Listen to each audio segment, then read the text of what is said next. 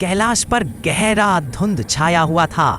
हवा में वही शांति थी जिसे छूकर देवता भी नतमस्तक हो जाते हैं। लेकिन उस रात कैलाश पर पहली बार ऐसा हुआ कि मौन टूट गया।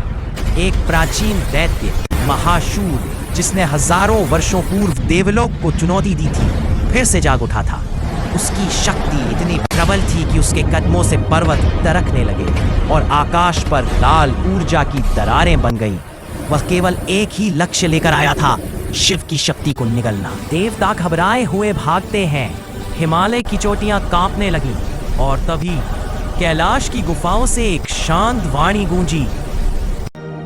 अत्याचार का घमंड सदैव स्वयं का अंत लिखता है। बर्फीली हवा झटके से रुक गई, धुंध फटकर अलग हुई और वहां प्रकट हुए भोलेनाथ।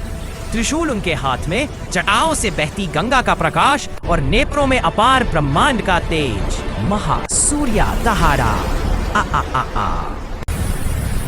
शिवा, आज मैं तुम्हारी कॉस्मिक शक्ति को निगल जाऊंगा। भोलेनाथ बस मुस्कुराए, कहा, शक्ति का भक्षक कभी शक्ति के सामने टिक नहीं सकता। और फिर शुरू हुआ भयंकर युद्ध।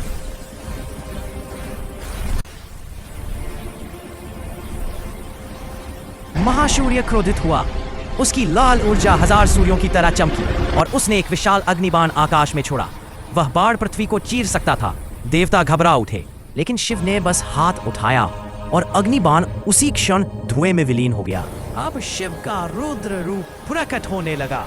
उनके तीसरे नेत्र से सुनहरी अग्नि झिलमिलाने लगी। धरती कांप उठी, आकाश लाल हो गया।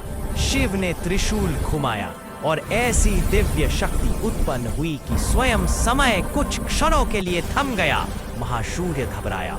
उसने पहली बार भय महसूस किया। एक अंतिम प्रहार और त्रिशूल की नोक ने दैत्य के हृदय को भेद दिया। महासूर्य चीखता हुआ धूल में बदल गया।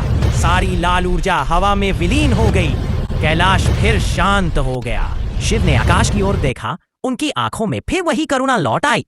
उन्होंने कहा, संसार तभी संतुलित है जब अहंकार पर नियंत्रण हो। यही धर्म है, यही सत्य है। और वे धीरे धीरे कैलाश की गुफाओं में अदृश्य हो गए। कहानी समाप्त नहीं, क्योंकि जहां अन्याय उठेगा, भोलेनाथ का त्रिशूल अवश्य बिजली बनकर उस अन्याय पर गिरेगा।